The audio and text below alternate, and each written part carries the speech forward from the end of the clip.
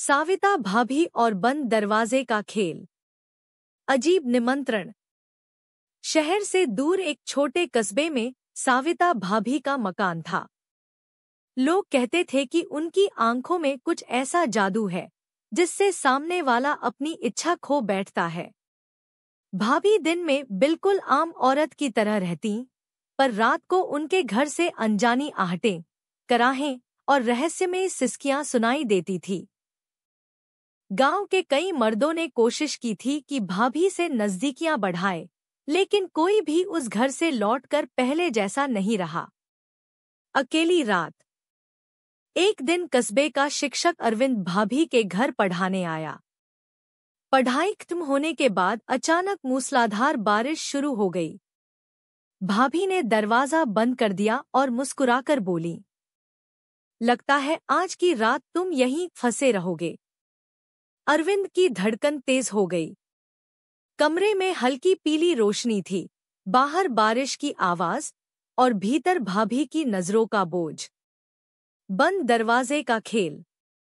भाभी ने धीरे धीरे दरवाजे का ताला लगाया और अरविंद की तरफ बढ़ी।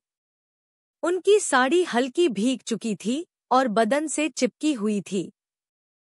अरविंद के गले से आवाज तक नहीं निकल रही थी।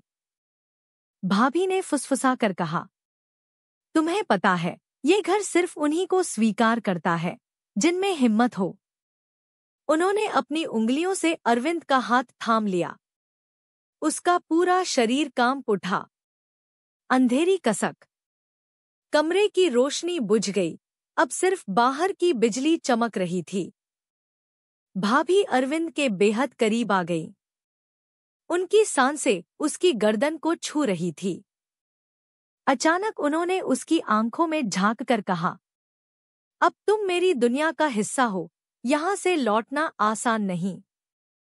अरविंद पूरी तरह उनके वश में जा चुका था। कमरे की खामोशी अब गहरी कराहों और सिसकियों से भर गई। सुबह का सच। सुबह जब दरवाजा खुला, अरविंद बाहर निकला, लेकिन उसका चेहरा बिल्कुल बदल चुका था। उसकी आंखें सुनी थी, होंठ सूखे हुए और चाल डगमगाती। उसने किसी से कुछ नहीं कहा, बस गांव छोड़कर हमेशा के लिए चला गया।